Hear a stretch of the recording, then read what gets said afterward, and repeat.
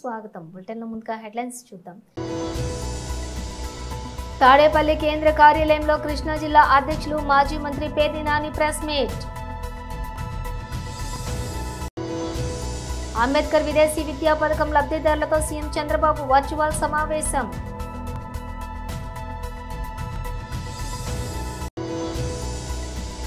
ఇల్లందుకుంట శ్రీ సీతారామచంద్ర స్వామివారి చంద్ర రథోత్సవంలో పాల్గొన్న ఈటెల రాజేందర్.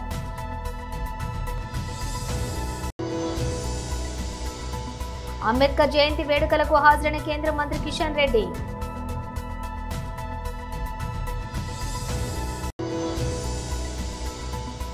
తెలంగాణ భవన్లో బీఆర్ఎస్ నాయకుల ప్రెస్ మీట్.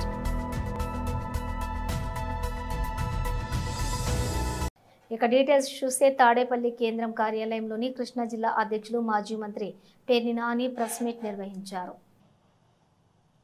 చేసిన రాజ్యాంగ విరుద్ధమైనటువంటి న్యాయ విరుద్ధమైనటువంటి సవరణలను లోక్సభలోనూ అలాగే రాజ్యసభలోనూ కూడా వైఎస్ఆర్ కాంగ్రెస్ పార్టీ వ్యతిరేకించడం జరిగింది. Telugu Desam party, Bharatiya Janata party, Janasena party ఈ మూడు పార్టీలు కూడా ఎప్పుడైతే మేము వక్ఫ్ చట్టానికి సవరణ చట్టానికి వైఎస్ఆర్ కాంగ్రెస్ పార్టీ వ్యతిరేకిస్తుంది అని చెప్పంగానే సాక్షి ఆఫీసులన్నీ కూడా వక్ఫ్ ఆస్తుల్లో ఉన్నాయి, అందుకని చెప్పని వీళ్ళు ఆ చట్ట సవరణకి అడ్డుకునే ప్రయత్నం చేస్తున్నారని చెప్పని ఒకళ్ళ మారి కబుర్లు చెప్పారు ఈ మూడు పార్టీల కూటమి వాళ్ళు. వెంటనే సాక్షి యాజమాన్యం తనకున్న ఆస్తుల మొత్తాన్ని లింకు డాక్యుమెంట్లతో సహా బయట పెట్టంగానే మొత్తం మూసుకుని ప్లేటు ఫిరాయించి రాజ్యసభలో విప్ ఇవ్వలేదు వైఎస్ఆర్ కాంగ్రెస్ పార్టీ, లోక్సభలో మాత్రం వక్ఫ్ చట్టానికి అంటే 1995 వక్ఫ్ చట్ట సవరణకి వ్యతిరేకంగా ఓటు చేశారు. కానీ రాజ్యసభలో మాత్రం చట్ట సవరణకి అనుకూలంగా ఓటు చేశారని చెప్పని తప్పుడు ప్రచారానికి తెరలేపారు. దానికి ముందు విప్ ఇవ్వలేదని చెప్పారు, రాజ్యసభలో విప్ ఇవ్వలేదని చెప్పారు. వెంటనే అయ్యా దిక్కుమాలిన వాళ్ళారా, ఇదిగో వైఎస్ఆర్ కాంగ్రెస్ పార్టీ విప్ ఇచ్చింది అని చెప్పని వెంటనే విప్పును బయట పెట్టంగానే మళ్ళీ నోళ్ళు మూసుకుని ఓటే లేదు అని చెప్పని మాట్లాడారు. అరే ఓటు వేయకపోతే మీ చేతనైంది లోక్సభలో రాజ్యసభలో మీరే కదా అధికారం, టీడీపీ మంత్రులు ఉన్నారు, బీజేపీ వాళ్ళు ఉన్నారు, అధికారం మీ చేతిలో ఉంది, మరి బయట పెట్టండి అని నిలదీసేపటికి అక్కడి నుంచి ప్లేట్ ఫిరాయించి ఎక్కడైతే ఈ చట్ట సవరణ ద్వారా వక్ఫ్ చట్ట సవరణ ద్వారా ముస్లింల్లో భారతదేశ వ్యాప్తంగా ముస్లింల్లో అభద్రతాభావం జీవం పోసుకుందో, అలజడి ప్రారంభమైందో, వాళ్ళు ఎక్కడైతే నిరసన కార్యక్రమాలకు మొదలుపెట్టారో వెంటనే ఎగ్గు లేకుండా తెలుగుదేశం పార్టీ, జనసేన పార్టీ ఈ ముస్లింల నిరసన కార్యక్రమం. అంబేద్కర్ విదేశీ విద్యా పథకం లబ్ధిదారులతో సీఎం చంద్రబాబు వర్చువల్ సమావేశం నిర్వహించారు. డాక్టర్ అంబేద్కర్ ఓవర్సీస్ విద్యా నిధి స్కాలర్షిప్ని ప్రభుత్వం ఇచ్చింది సార్. ఆ ఇచ్చిన స్కాలర్షిప్ని వారు పొంది ఇప్పుడు జీవితంలో ఎంతో ఎత్తు ఎదిగి ఈరోజు మనతో మాట్లాడాలనుకున్న వారి ఇద్దరు కూడా, ఒకరు ఆస్ట్రేలియాలో ఉన్నారు సార్ మాస్టర్స్ చేసి, అలాగే ఒకరు కెనడాలో ఉన్నారు సార్. వీరిద్దరు కూడా ప్రపంచంలో వారికి ఇష్టమైన యూనివర్సిటీలో మనం ఇచ్చిన సపోర్ట్ ద్వారా వారు ఈ కోర్స్ పర్స్యూ చేసి ఇప్పుడు అక్కడ ఉన్నారు సార్. మీ పర్మిషన్తో వారు మాట్లాడతారు సార్. హాయ్ సార్, నమస్కారం sir. Hope you are doing well. Hi sir. How are you? I'm good sir. My name is Anil Perikala. తెలుగులో మాట్లాడు, అందరూ ఇక్కడ ఉన్నారు మీ ఊరాళ్ళు. మీ ఊరు పక్క వాళ్ళందరూ తెలుగు మాట్లాడండి. Thank you sir. నమస్కారం సార్. నా నమస్కారం పేరు అమ్మా. అనిల్ పెరుగు. ఓకే అమ్మా, ఏంటి నీ హిస్టరీ ఏంటి? ఎక్కడ పుట్టారు, ఎక్కడ చదువుకున్నారు, ఏ ఊరు మీది? మాది Aitanagar sir, Tenali, Guntur district. Like నేను చదువుకుంది Telugu medium sir, 10th class దాకా. తర్వాత డిప్లొమా చేశాను గుంటూరు విజయవాడ పాలిటెక్నిక్ కాలేజీలో. తర్వాత విజ్ఞాన్ లారాలో ఇంజనీరింగ్ చేసి మాస్టర్స్కి వచ్చాను సార్ కెనడా. మీరు 2017లో ఈ ప్రోగ్రామ్ ఇనిషియేట్ చేసినప్పుడు నేను ఉన్నాను సార్. లైక్ ఇట్ వాజ్ మీరు అంటే ఇనిషియేటివ్ ద్వారా చాలామంది లబ్ధి పొందారు సార్ నాకు లాంటి వాళ్ళు. మా పేరెంట్స్ ఇద్దరు చదువుకోలేదు, నేను మా అమ్మమ్మ లైక్ హెల్ప్తో చదువుకున్నాను సార్. అండ్ ఇక్కడ దాకా రావడానికి ఈ స్కీమ్ చాలా ఉపయోగపడింది సార్. లైక్ ఇలాంటి స్టేజ్లో నేను ఉన్నానంటే ఇట్ వాజ్ లైక్ మీరు చేసిన హెల్ప్ ఈ ప్రోగ్రామ్ ద్వారా చాలా యూజ్ అవుతుంది సార్ చాలా మందికి. మా ఫ్యామిలీ అంతా లైక్ ఈ స్టేజ్కి ఉన్నారంటే it was a turning point in my life sir. So I want to be grateful. ఈ పాయింట్ని మీ దాకా తీసుకురావటం నాకు చాలా హ్యాపీగా ఉంది సార్. ఇలా కన్వే చేసుకోవటం చాలా happy moment sir in my life. Anil గారు, ఎస్ సార్. ఇప్పుడు ఏ ఉద్యోగం చేస్తున్నారు మీరు? నేను సాఫ్ట్వేర్ ఇంజనీర్గా చేస్తాను సార్. ఇక్కడ సాఫ్ట్వేర్ ఇంజనీర్ చేస్తాను సార్ ఇక్కడ కెనడాలో, టొరంటోలో. టొరంటోలో ఎన్ని సంవత్సరాల నుంచి పనిచేస్తున్నారు? 4.5 years సార్. ఇప్పుడు మీ జీతం ఎంత వస్తూ ఉంది? నాకు 90K and $90,000 సార్. అంటే ఇండియన్ కరెన్సీ ఎంత? రూపాయలు క్లోజ్ టు 60 lakhs, 50 నుంచి 60 లక్షలు. ఇల్లందుకుంట శ్రీ సీతారామచంద్ర స్వామివారి చంద్ర రథోత్సవంలో పాల్గొన్న ఈటెల రాజేందర్.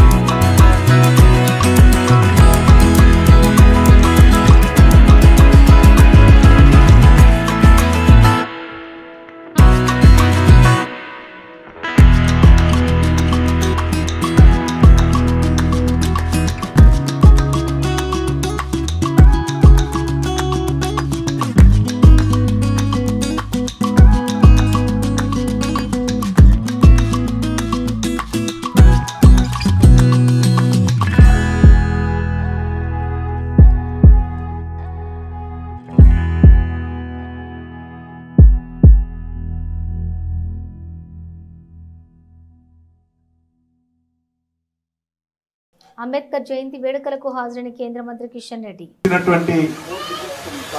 ఇతర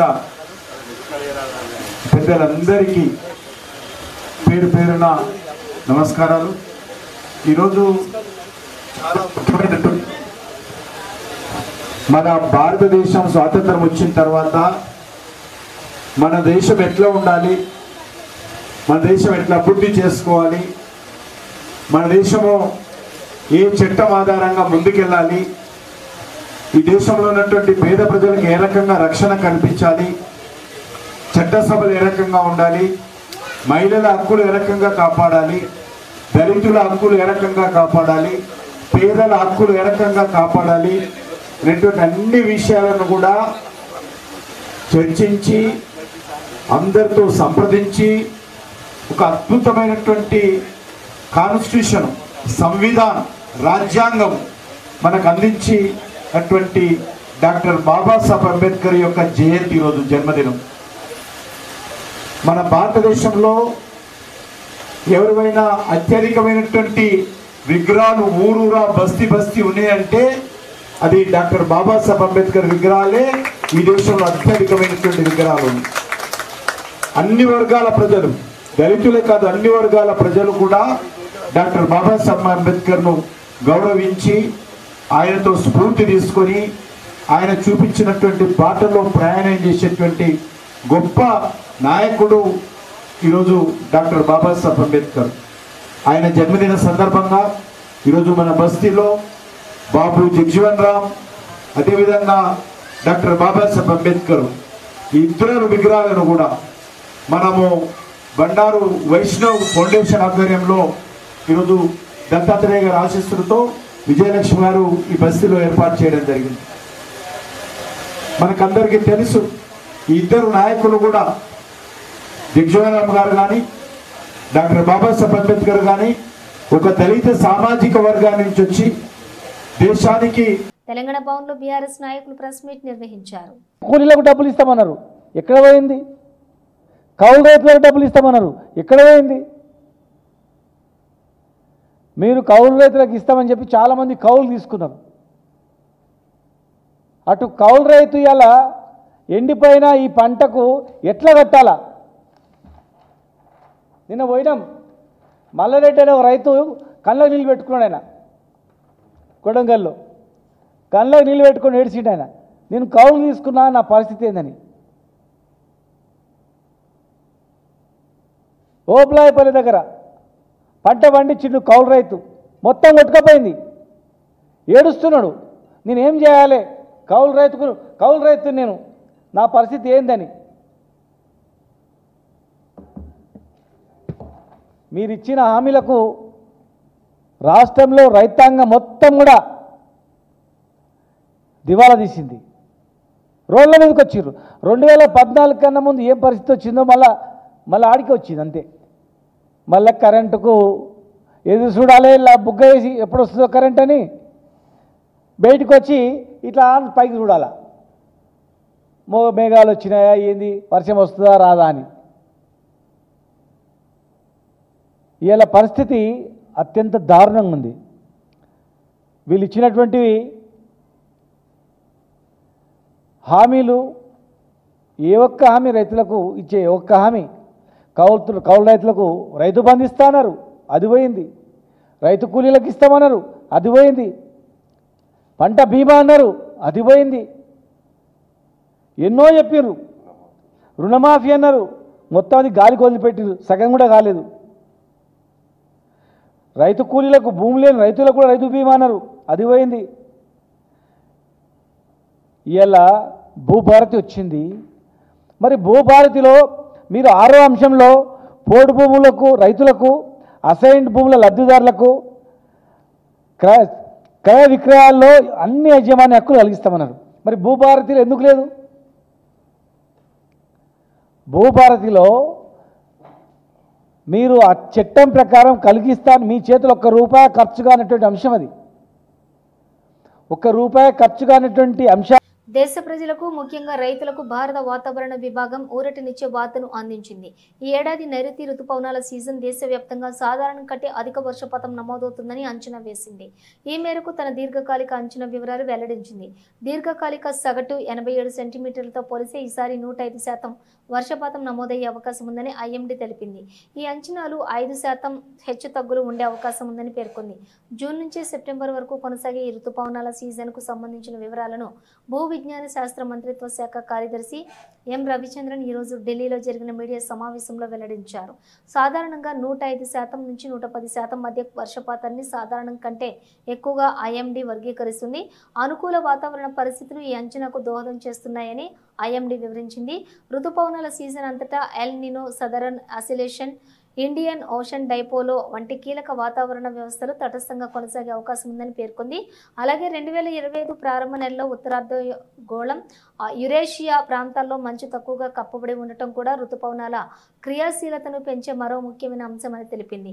సాధారణం కంటే ఎక్కువ వర్షపాతం నమోదవుతుందన్న ఈ అంచనా దేశ వ్యవసాయ రంగానికి, ముఖ్యంగా ఖరీఫ్ పంటల ఉత్పత్తికి గణనీయమైన మేలు చేస్తుందని భావిస్తున్నారు. ఇటీవల కాలంలో నీటి మట్టాలు తగ్గిన జలాశయాలు తిరిగి పుంజుకునేందుకు ఇది ఒక దోహదపడుతుందని, సమృద్ధిగా కురిసే వర్షాలు ద్రవ్యోల్బణం తగ్గించడంలో కూడా కీలక పాత్ర పోషిస్తాయని నిపుణులు అభిప్రాయపడుతున్నారు. వరుసగా 10వ సంవత్సరం కూడా సాధారణంగా లేదా అంతకంటే ఎక్కువగా వర్షపాతం నమోదవడం గమనార్హం.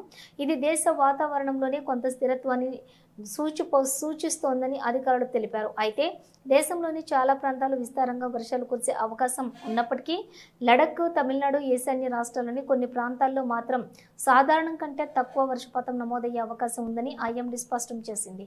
మొత్తం మీద ఐఎండీ తాజా అంచనాలు దేశ ఆర్థిక వ్యవస్థకు, ముఖ్యంగా రుతుపవనాలపై ఆధారపడిన గ్రామీణ ప్రాంతాల అభివృద్ధికి సానుకూల సంకేతాలని చెప్పవచ్చు. కామారెడ్డి జిల్లా బిక్కనూరు మండల కేంద్రంలోని 18 గ్రామాల పాస్టర్స్, అన్ని గ్రామాల సంఘ సభ్యులు పాస్టర్ ప్రవీణ్ పగడాల శాంతియుత ర్యాలీ నిర్వహించడం జరిగింది. రోమా 10:15 ఉత్తమమైన వాటిని గూర్చిన సువార్త ప్రకటించే వారి పాదములు ఎంతో సుందరమైనవి అని వ్రాయబడి ఉన్నది. పాస్టర్స్ మాట్లాడుతూ పాస్టర్ ప్రవీణ్ పగడాలది యాక్సిడెంట్ కాదు, హత్య అని వాళ్ళు తెలియజేశారు. పోస్ట్ మార్టం నివేదిక మొత్తం తప్పు అని వారు హెచ్చరించారు. క్రైస్తవులపై ఇంత చిన్న చూపు అంటూ వారు తెలియజేయడం జరిగింది. మేము ఇంకా శాంతియుతంగా ఉన్నాం కనుక దేవుడు ఆయన ఆత్మను శాంతించాలని, ఈ వేరే ఇప్పుడు గవర్నమెంట్లో కానీ ఏదో రకంగా చేసినా, ఆయనను మర్డర్ చేసినా, మేము ఏది చేసినా ఇంకా శాంతియుతంగానే క్రిస్టియను అందరం ఐకమత్యంలో ఉండి ఇంకా మేము క్షమిస్తూ, ఇంకా ఎన్నో క్రైస్తవులు భూమిలో తొక్కనీకి వేరే అగ్ర కులాలు కూడా మాకు అన్యాయం చేస్తుంది కనుక మమ్మల్ని గవర్నమెంట్ వాళ్ళు గుర్తించి మాకు కూడా ఏదైనా సదుపాయాలు కానీ మాకు హక్కులు కూడా కల్పించాలని కోరుకుంటూ మేమందరం కూడా న్యాయం చేయాలని కోరుకుంటున్నాం.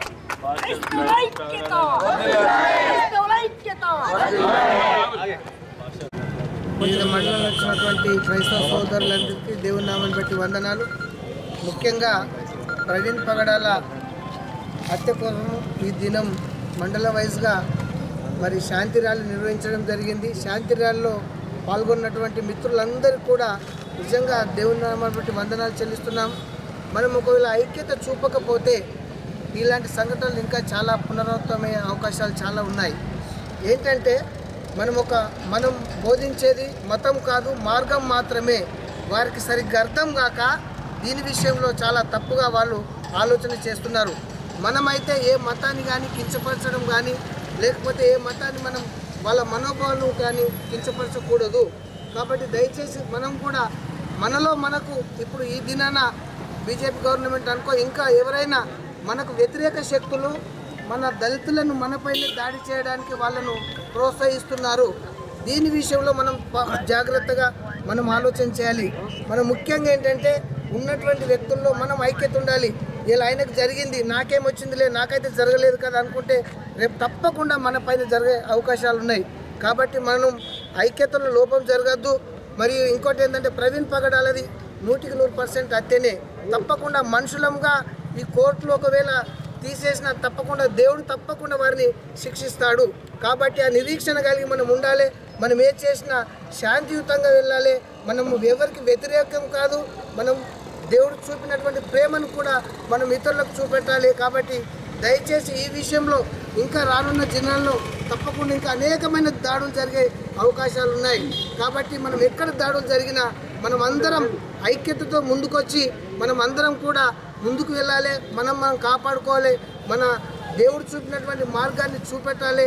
ఇంకోటి ఏంటంటే మనం ముఖ్యంగా నాకు తెలిసినటువంటి విషయం ఏంటంటే మనలో ఎంతమంది అయితే కొంతమంది మన కులాల్లో దళితులు ఉన్నారు, వారిని పెద్ద వారికి పోస్టులు ఇచ్చి వారికి మంచి నాయకులుగా తయారు చేసి మనలో మనకు ఉసుగొల్పే అవకాశాలు 99% ఉన్నాయి. కాబట్టి మనం ఒకవైపు క్రైస్తవ వైపు, రెండోది అంబేద్కరిజం వైపు వారిని తప్పకుండా తీసుకెళ్ళాలి. కాబట్టి ఈ విషయంలో సహకరించినటువంటి పెద్దలందరికీ కూడా ధన్యవాదాలు తెలియజేస్తూ, ముఖ్యంగా మరి ఇచ్చేసినటువంటి మీడియా వారికి కూడా ధన్యవాదాలు తెలియజేస్తూ మరి ముగిస్తున్నాను. వేసవి కాలంలో దొంగతనాలు జరగకుండా కోవూరు పట్టణ మరియు మండల ప్రజలు ఈ క్రింది జాగ్రత్తలు మరియు సూచనలు పాటించి పోలీసు వారికి సహకరించవలసిందిగా తెలియజేయటం అయినది. మీ ఇల్లు మీరు లేని సమయంలో దొంగల బారిన పడకుండా కాపాడుటకు పోలీసు వారిచే LHMS అనే సిస్టమ్ను ఏర్పాటు చేశారు. దానిని పోలీసు వారు నెల్లూరు పట్టణం నుంచి కోవూరుకు విస్తరింపచేశారు. దీనిని పట్టణ ప్రజలు ఉపయోగించుకోవాల్సిందిగా ప్రార్థన. దీనికి మీరు చేయవలసింది కేవలం మీ మొబైల్ ఫోన్లోని LHMS అనే యాప్ను డౌన్లోడ్ చేసుకోవాలి. పోలీసు వారి సూచనలు పత్రికాముఖంగా తెలియజేస్తున్నాం. వేసవి కాలంలో ఇళ్లలో దొంగతనాలు తరచుగా జరుగుతూ ఉన్నాయి. ప్రజలందరినీ కూడా గత డిసెంబర్ నెల నుండి కూడా అప్రమత్తం చేస్తా ఉన్నాం. క్రిస్మస్, జనవరి 1 సంక్రాంతి వచ్చినప్పుడు కూడా అందరికీ పత్రికాముఖంగా విజ్ఞప్తి చేశాం. మీ ఇళ్ల నుంచి దూరంగా వెళ్లేటప్పుడు పోలీసు శాఖ ఉచితంగా ఏర్పాటు చేసినటువంటి LHMS locked house monitoring system అంటే మీరు ఇంటికి తాళం వేసి దూరంగా కొద్ది రోజులు వెళుతున్నట్లయితే పోలీసు వారికి ముందుగా సమాచారం ఇస్తే మీ ఇంటి మీద నిఘా ఏర్పాటు చేయడం జరుగుతుంది. ఫిజికల్ గా, టెక్నికల్ గా మీ ఇంట్లోనే సీసీ కెమెరాలు మేము ఏర్పాటు చేసి వాటిని 24/7 మా కంట్రోల్ రూమ్ ద్వారా నిఘా పెట్టి పరిశీలించడం జరుగుతుంది. తద్వారా మీరు భరోసాతో మనశ్శాంతిగా వేరే ఊరెళ్ళినా మీ వస్తువులన్నీ కూడా ఎట్లాంటి దొంగతనానికి గురి కాబడవు. దయచేసి ఈ సౌకర్యం ఉచితం, పూర్తిగా ప్రజలందరూ కూడా దీనిని వినియోగించుకోమని మరొకసారి పత్రికాముఖంగా మీ అందరినీ రిక్వెస్ట్ చేస్తా ఉన్నాం. మేము ఎన్నిసార్లు చెప్పినప్పటికి కూడా కొంతమంది మరి తగిన జాగ్రత్తలు తీసుకోకుండా ఇంట్లోనే విలువైన వస్తువులు ఉంచి బయటికి వెళ్లినప్పుడు ఈ గత కొంతకాలంలో 3 దొంగతనాలు కోవూరు పరిధిలో జరిగాయి. వాటిల్లో ఇతర రాష్ట్రాల నుంచి వచ్చినటువంటి దొంగలు దొంగతనం చేసినట్టుగా ఒక కేసులో మాకు ఆధారాలు లభ్యమైనాయి. వాళ్ళని పట్టుకోవడానికి కూడా ఒక టీం ఏర్పాటు చేస్తున్నాం మేము. ఈ సందర్భంగా మేము తెలియజేసేది ఏంటంటే మీరు ఇంట్లో నుంచి సెలవులకు కానీ ఏదైనా అత్యవసర పనుల మీద కానీ వెళ్లేప్పుడు విలువైన బంగారు వస్తువులు, డబ్బులు లాంటివి మీకు లాకర్ సౌకర్యం ఉంటే బ్యాంక్ లాకర్లలో దాచుకోండి. లేదంటే మీకు నమ్మకమైనటువంటి సొంత కుటుంబ సభ్యులు, బంధువుల ఇళ్లలో దాచుకోండి. మీ వెంట తీసుకుపోండి. ఇవన్నీ వీలు కాని పక్షంలో పోలీస్ శాఖ ఉచితంగా ఇచ్చేటువంటి LHMS సౌకర్యాన్ని ఉపయోగించుకోండి. ఈ LHMS యాప్ ప్లే స్టోర్ ద్వారా ప్రతి ఒక్కరు ఉచితంగా డౌన్లోడ్ చేసుకోవచ్చు. డౌన్లోడ్ చేసుకున్న తర్వాత దానిలో ఆటోమేటిక్ గా పాపప్ విండోస్ వస్తాయి. మీ వివరాలు నమోదు పరిచిన తర్వాత, లొకేషన్ నమోదు పరిచిన తర్వాత మీరు ఎప్పటి నుంచి ఎప్పటి వరకు ఇంట్లో ఉండరో ఆ డీటెయిల్స్ అన్ని తీసుకుంటారు. పోలీసు వారే మీ ఇంటి దగ్గరకు వచ్చి నిఘా కెమెరాలు ఏర్పాటు చేయడం జరుగుతుంది. వాటిని కంట్రోల్ రూమ్ ద్వారా పరిశీలిస్తూ ఉంటారు 24 గంటలు కూడా, డే అండ్ నైట్. అదేవిధంగా దానిని మా పోలీస్ స్టేషన్ కూడా కమ్యూనికేట్ చేస్తారు వాళ్ళు, కంట్రోల్ రూమ్ వాళ్ళు. దాని మీద భౌతికంగా కూడా మేము ఆ ఏరియాలో పెట్రోలింగ్ ఏర్పాటు చేసి. బులెటిన్ ముగించే ముందు హెడ్లైన్స్ మరోసారి. తాడేపల్లి కేంద్ర కార్యాలయంలో కృష్ణా జిల్లా అధ్యక్షులు మాజీ మంత్రి పేర్ని నాని ప్రెస్ మీట్. అంబేద్కర్ విదేశీ విద్యా పథకం లబ్ధిదారులతో సీఎం చంద్రబాబు వర్చువల్ సమావేశం.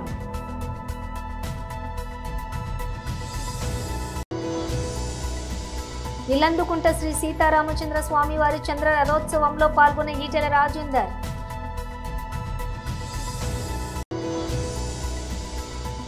అంబేద్కర్ జయంతి వేడుకలకు హాజరైన కేంద్ర మంత్రి కిషన్ రెడ్డి.